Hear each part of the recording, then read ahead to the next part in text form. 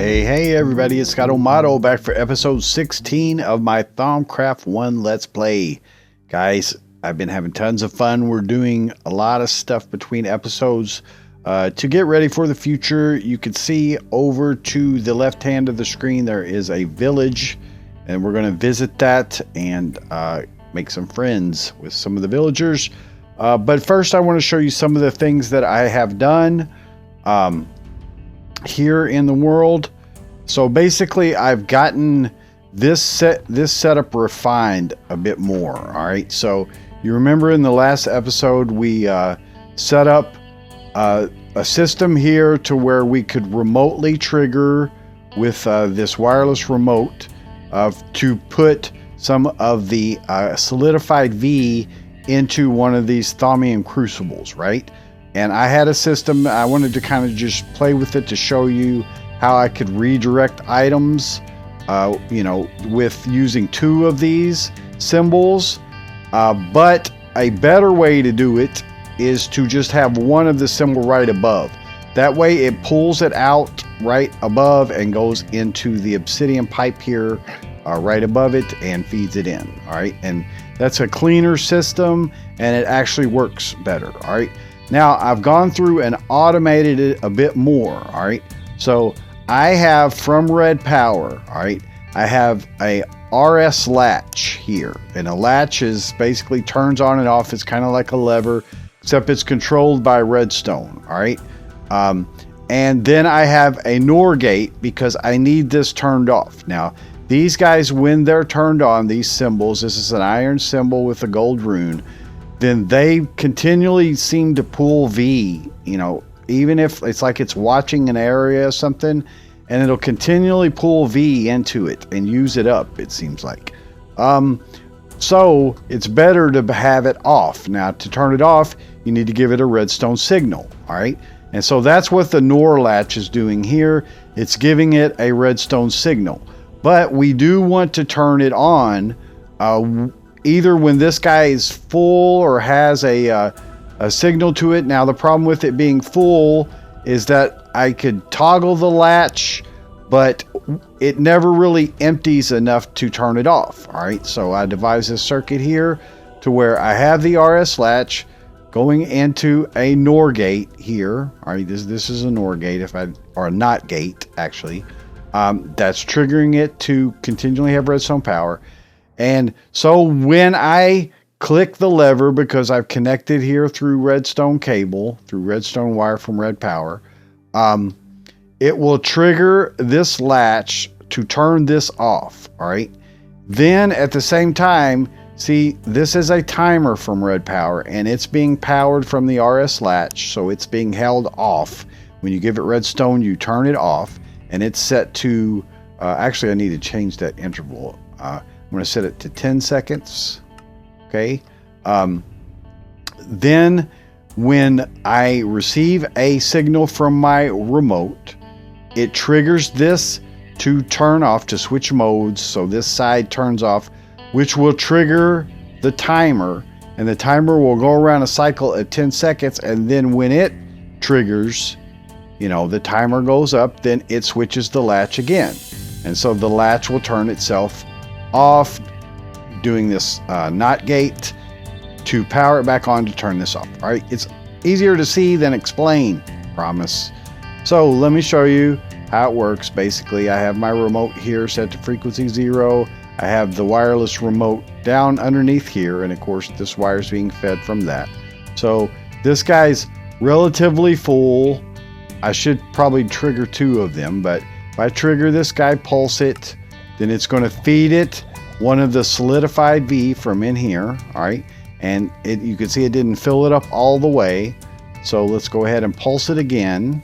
All right, so it fills that again. That's fine. It could use up that one mostly. It seems like there's some point at which it doesn't need it all, but it will trigger it. Okay, so that is a thing. All right, let's do that.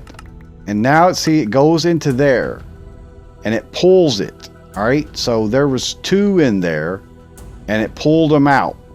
All right, so when I triggered this guy, I turned this on which allowed this to pull it out and into the cable there. So pretty cool, guys, because, you know, it's got this 10-second window in which if I trigger this remotely and this guy's full and I don't need it, then it will fill it up, you know. Now, I probably need to chunk load this area. I have a chunk loader up here, and I probably need to move that back here to chunk load this, all right? I'm starting to kind of, you know, getting complex in the pack, and I'm starting to notice a few little glitches and issues and stuff like that, particularly to do with chunk loading, like when chunks load. And I do think it is this advanced OpenGL fast, but I'm going to play with that some more. I did install a mod called the F-key mod, which acts like old beta versions where you can use the F-key to switch your render distance. And so that's been helpful in this case too. But as I said, I'm starting to notice a few little things as we're starting to teleport and all this. But here in the upstairs, I have all of my nodes put in. They're being fed from the crucible down there up through the wall. It's pretty well concealed. I wanted to leave this a little bit so I could access it. I have a valve here that I could turn it on and off or whatever. But then, of course, they come down through the ceiling here, and they're feeding our portals, all right? But a thing I have noticed on the other side, so let's go on to the other side, and I'll show you some stuff too. All right, so let's go over to here. You can see chunk loading issues right there. But if I choose the F key and I change the render distance, then it feels fine. Now, one thing I've noticed, and this is really making me upset, is that this guy is losing its V as I teleport across. Like, I've had this thing completely full and I've come back across from teleporting and it's empty, lost all the V from it. That is a real issue, guys, and that is something that sucks. So I put in a chunk loading block here, and hopefully that'll fix it, okay? Hopefully, because that is a real issue. But I devised another system where I'm not depending on V.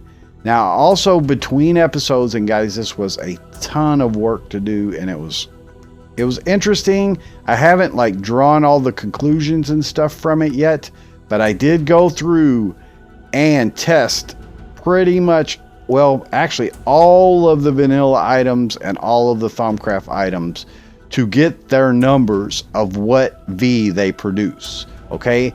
And like for the crucibles, like the V crucible will hold 500 V, Crucible I 600 V, Thaumium crucible 750 V. Okay, now some of this I did in creative, some of it I did in survival. I started off in survival and I was like, you know, this is crazy. I mean, I can get most items, but still, why? I mean, let's get the numbers. I'm interested in the numbers. All right, so I did some in creative. But a full node is 200 V, so that's less than half of a crucible, all right? And a stabilized V is 221. So to fill up a node, you're potentially keeping some either in the crucible or losing some depending on, you know, what you're doing. Okay, so 2 times the stabilized V in a V crucible is 90%. That's 450, all right, for that. So it kind of varies. The numbers are a little different sometimes. 2 times stabilized V, 75% of crucible of eyes, 450. All right, so 75% and 88% of 3 times stabilized V, the Thaumium crucible. All right, so I've gone through and gotten all these numbers, guys. And so here's all the Thaumcraft numbers for each item. I now know what they are. I've tested them, you know, each one, and not all the items, of course, will go. But then here's all of the vanilla items. So, you know, all alphabetized, all of the vanilla items. So, for instance, a cobblestone. All right, like here's a regular cobblestone slab. Or let's look at regular cobblestone. So, cobblestone, you need 6 of them to get 1 V. All right, whereas a slab, you need 11 of them to get 1 V. So, you're actually gaining half a slab. So there's some interesting numbers that we could maybe come up with. Like one thing that I noticed was that blocks of stuff, like let's look at iron, for instance. Like an iron block is 44, all right? And, you know, that's 9 iron ingots. So an iron ingot is 5. So that's not 45, so 44. So you actually lose just a little bit in there. So there's some like a gold block, 221. Gold ingot, 25. Okay, so 25 times 9 is 225. See, so you're losing some when you make blocks. So that stuff's kind of interesting to just figure out some of these correlations, to figure out, you know, if you can, like a melon slices too. You know, we've been using melon slices. That's actually pretty good, like compared to cobblestone and stuff like that.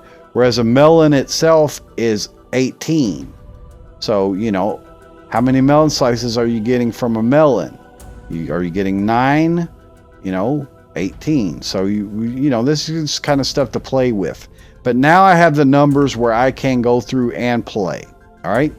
So what I determined for teleporting is this system here, using a pressure plate and a dispenser and a thaumium crucible. Now, another interesting thing about this is that normally if you step onto a crucible, it'll hurt you. But with this teleport, you never even actually step on it. Even coming in or out, it doesn't matter. You never step on it. So I have this filled. Let's see if I can get to it. Select it. If not, I can do it from the ground. No, I've got it filled with wool. All right, wool. So wool, let's look at the number on it. Let's go back a ways here. And wool, all right. And not all wool can be captured. That's kind of interesting. You get black, blue, brown, green, and white. Can't get all of the colors. You can't get red, can't get purple, can't get all those. Same thing with dyes. Like you can get some of them, but not all of them. But white wool is 16. All right, now it seems like it's the value, the base value plus the dye amount. All right, but it's 16. All right, and so I found that when you teleport, you use 13. All right, it's around there. It's sometimes it varies a little bit, it seems, but it's for the most part 13. Let's look at dyes quickly. Like dye cactus green 4, dye cyan 6, dye orange 2, dye yellow 2. That's all the dyes that you can capture. All right, none of the others. Now there's, of course, you know, bone meal and stuff like that. So bone meal and the squid ink and stuff like that. So bone meal is 1. Let's see if I can see ink sac. Yeah, ink sac is 4. So, you know, quite a bit more. But basically, I now have the ability to calculate this stuff and try to really figure it out. And, you know, I kind of like to do that kind of stuff. But wool being 16, all right, when I step on this guy, it will trigger a piece of wool into the crucible. All right. And I have a little bit of overhead. Now, of course, I can go through and test to see. Well, let me get my feed detector out here. Wherever you are, guy, you're in my inventory. Okay. So right now it should be probably empty. Yeah. So I'm right on the edge, you know, of using it. So when I step into this, it'll fire a piece of wool in there, which will give me 16V, which will give me enough to come back. And it seems like restart this guy again. Remember, you have to like restart it on the other side.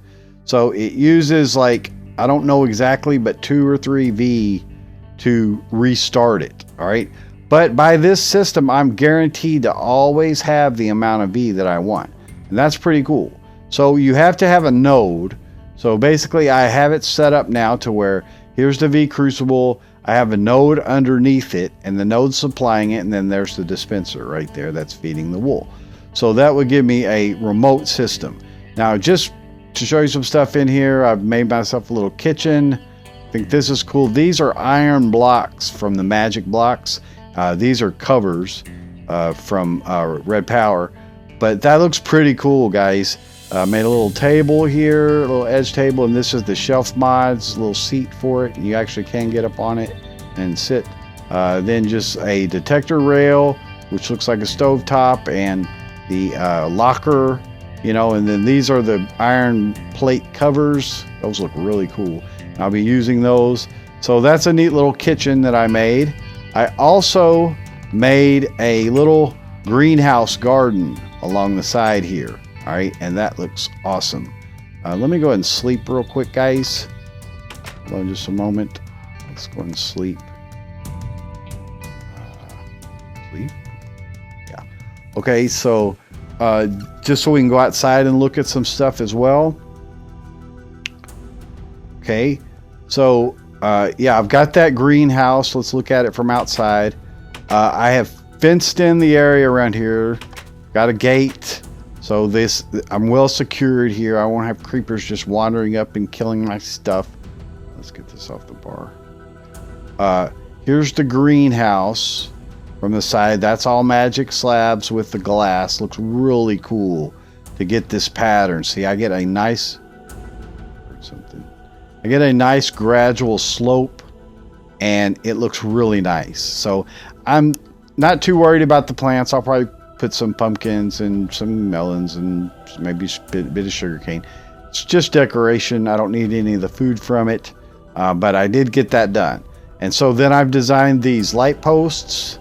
Look pretty cool, and then just a light area. All of my entrances are pretty much fenced in, except this one. That's fine. I don't hardly use this door, although it's the front door. I have a little area here I could do some stuff in or what have you, but generally everything's fenced in and it's got walkways, so looks real cool. All right, and then guys, look, I did my little pixel art thing. It's like the winged magician, what I call it, and it's pretty cool. It looks really cool at night, but I just wanted to have something kind of abstract but that fit the theme of what we're doing and just kind of fit the biome a little bit.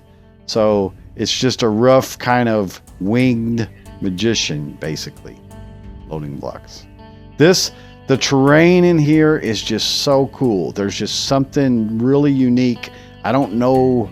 I didn't remember 1.1 as being particularly good for terrain, but this world, the terrain is awesome. So I think that looks really cool, guys, from a distance. And like I said, when it's lit up, I'll show you at night. Looks really good.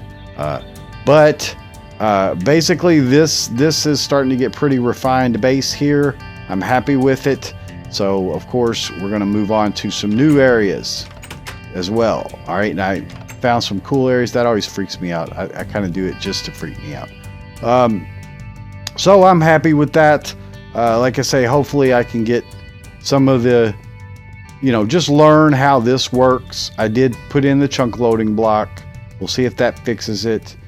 If not, I don't know. We'll just have to continue to play with it. It has to be a chunk loading thing. It has to be. All right. So basically, when I step on this guy and go through, boom, I'm guaranteed that I've got B on the other side.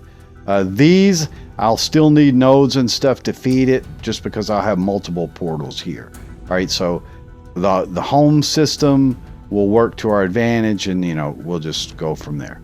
All right. So let's go over to the village area, guys, and take a look at what we've got to do there. See, look at that. And it's kind of getting more prevalent. It's because I'm teleporting around. I mean, that's why. Then, I need to figure out which render distance and stuff I'm in. I do like the F key thing. This would be tiny, of course. All right. So out here, basically, I haven't done much. It's basically the same as it was. Setup. I'm pretty much happy with this space as it is. All right, so let's go ahead and head to the village. I haven't gotten teleporter set up yet because I wanted to get a system in place to be able to do that. The village is not far away. I'm considering building a road just for the decoration sake of it. I don't know. In this version, basically you're going to have gravel, something, maybe we'll see. I've already mapped a path. There is a good path to do it, but that would just be, you know, for just the sake of it, just to tie things together. Okay, so this is our village area. We are going to build a warehouse here, basically a factory here. All right, so I've got my planning, and then this is our full obelisk here, our full altar that we'll use. So centered around that, and I've got everything, you know, cleaned up here and my space planned pretty much. Same thing with the house over here that I have planned, where we're going to build a house right here. All right, and then let's look at the village. See the villagers right there, and of course I have Minecraft Comes Alive in here, so we're going to make friends of these guys. Now it's interesting, they don't seem to move around too much. They just kind of, it's not like the new ones or villagers. They just stay in the house, just kind of standing here. But let's meet everybody. So, hey, this is Danny. All right. This is Anna. Or this is Anna. And that would be Danny. Okay. They seem nice. They're fine. We'll probably pair them up. Two little farmers. They look perfect for each other. All right. Here we've got the girls. All right. So we have, I can't say her name because of my Amazon Echo. So you're going to have to be called something else.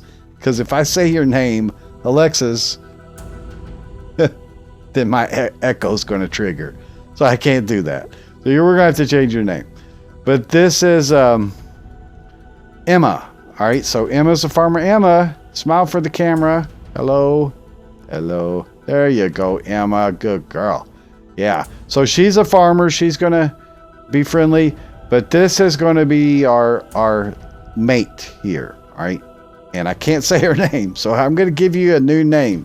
I'm going to call you, I'm going to call you Carly. Yeah, I'm going to call you Carly. Yeah, that's your name, Carly. All right, so, basically we need to make the babies. You know, that's how you expand villages in Minecraft Comes Alive. And this is an early version. They can do chores and stuff, but not the villagers themselves. Oh, let's meet the librarian as well. Okay, so this is Emma. So we have an Emma the farmer and an Emma the librarian. All right. Now, I think I might be able to change those names. I'm not sure. But see, I can have them chat, follow me, joke, set their home, and give them a gift. All right. So let's say chat, for instance. You heard this from where? You know, that kind of thing. They do engage you, so I can give them a joke. I take offense to that, you know, so it can be negative or it can be positive. They have hearts. Heart equals 1. I interacted with her, so her hearts went up. So we have what it looks like 3 girls and 1 man so far. All right. So that's what we have in the village. So we have Danny and Anna, which will pair those 2 together. And then we have 2 Emmas and Carly. All right.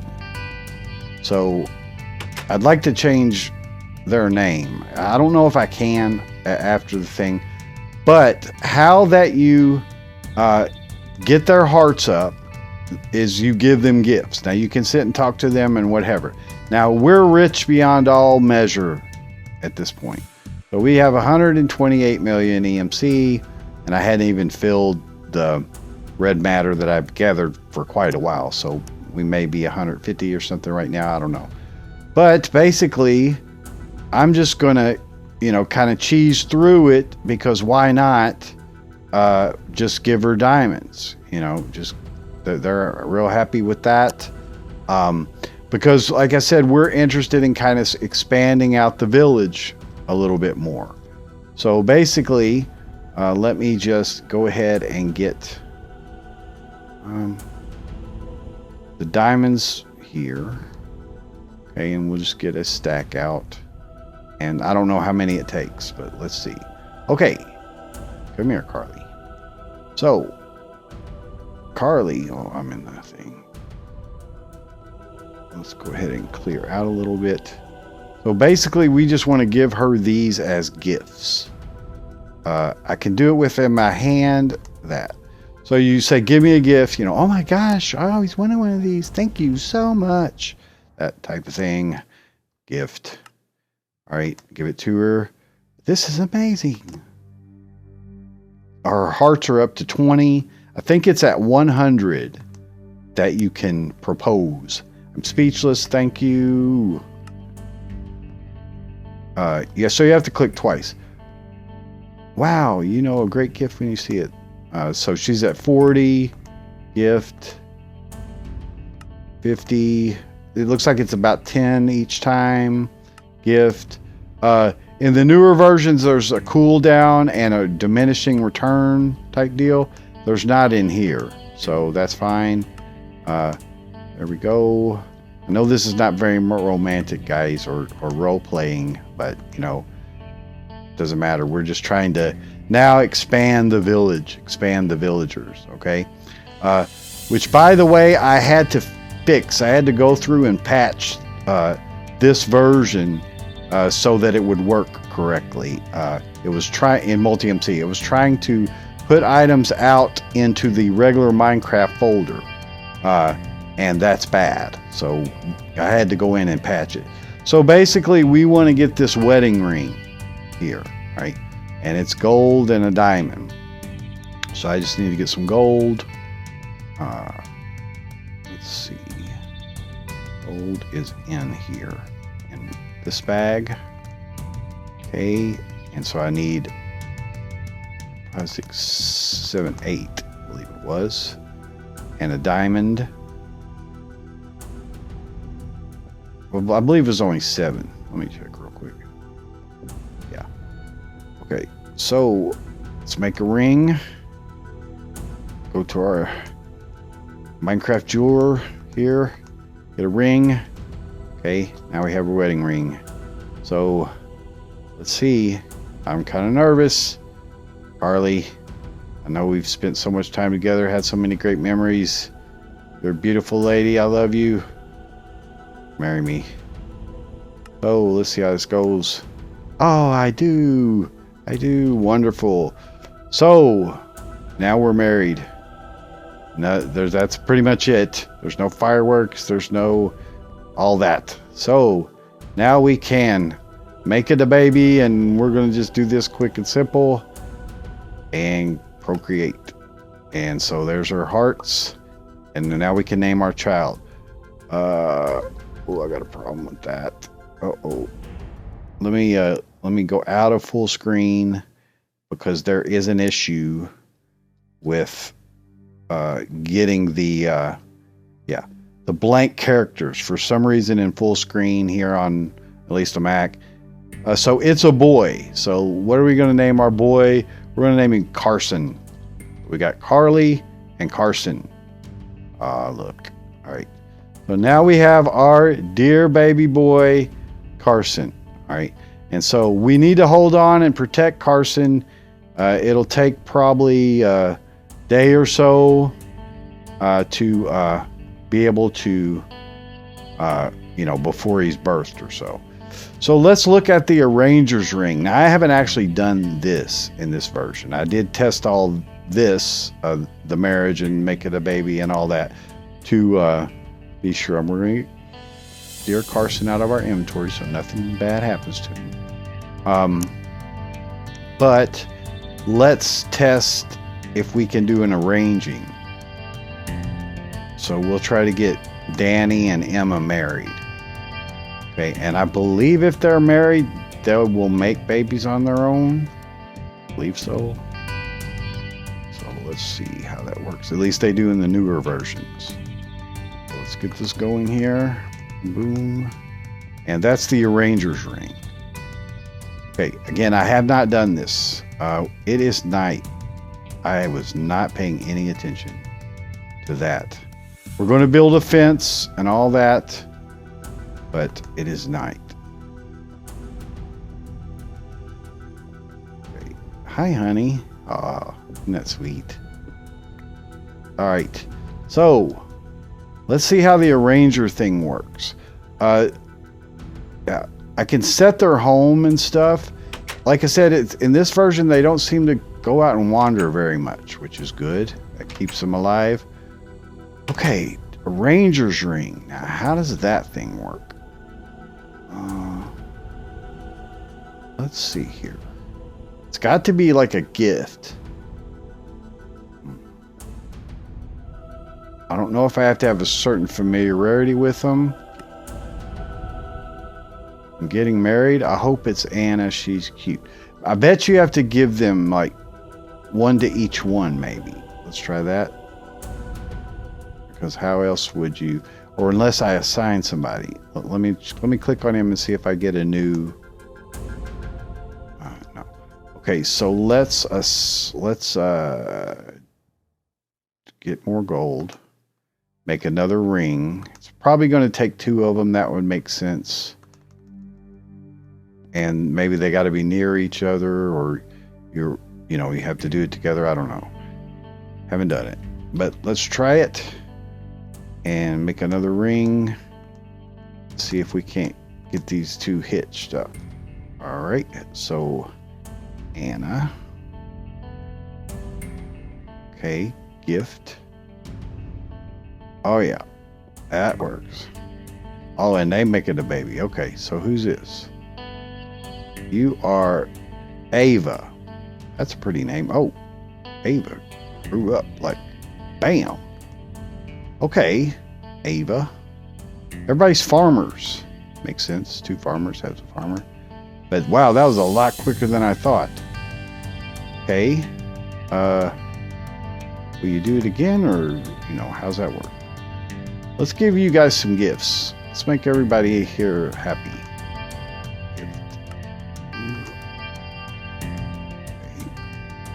Not quite priceless. In fact, they're actually nothing to us. Okay, so are you new around here? Yes. All right, so 10 hearts. See if we can give her a gift. Yeah, speechless. Thank you. Okay, so yeah, we'll get everybody to like us by bribing them. Best way. All right, happy with that. Let's let them. I'm surprised she grew up so quick.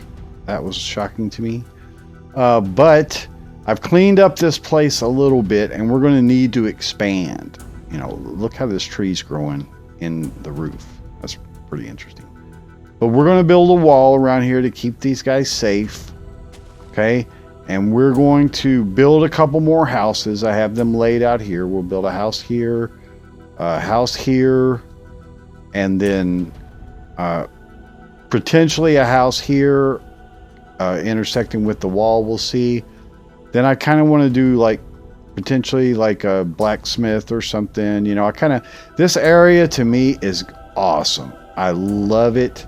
It really speaks to me in a lot of ways. I'm surprised how everything is so flat in this, in this area here. It's very, very flat, but in a good way. I didn't have to do tons of cleanup. Okay. And this house is inspired by that tree.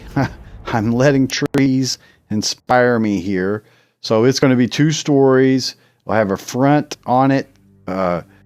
Obviously a front, but a front showpiece roof, then a top roof, and then the side areas here that'll have more of a rounded roof. All right.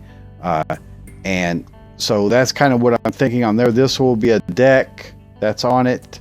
Off to the side, the roof will come over that and go backwards and cover this spot, and then the other roof will go that way.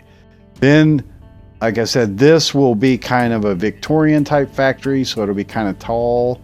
It'll have this rounded type entrance, and then these are like potential window layouts for how that goes. I'll do most of this off camera, but I wanted to show you the planning stages and how that everything goes, and then just kind of show you the arrangement. Now there's also some good areas over here. There's a real big cave area over there. This goes off into kind of a ocean type deal out here. And then, of course, in this version, you got the gravel and sand and clay. I mean, just like it should be. Why they went all gravel, I have no idea. That's not how it should be. But this area is beautiful. This area is a perfect place for building stuff. And so we just need to protect these. So between episodes, I'm going to build a wall immediately to get these guys protected. You know, there's mobs that can come through this forest. That's another thing I really, really like about this world is there's these sporadic little forests. They're big trees, but I haven't found like huge, thick, you know, just unnavigatable forests. And so I really, really like that about the world too. So I don't know if that's just the mix of mods that I have with the trees and stuff, but this world is inspiring to me.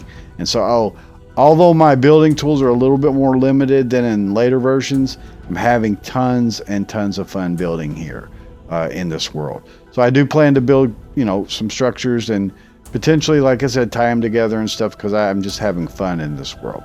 All right, so we're going to want to set up a portal and stuff to this area and get everything laid down. This was just more of a foundational episode, but it's also a celebration. I'm married, guys. I'm married. I'm hitched. Took the big leap, you know, making a baby. I'm a father. I mean, come on. What a great episode. I mean, we got a lot done, you know, a lot done.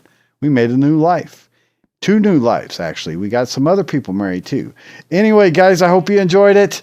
This is Scott O'Mato. We'll see you in the next one, guys. Have a great day and happy marriage. Happy marriage. It's a happy day. Bye-bye.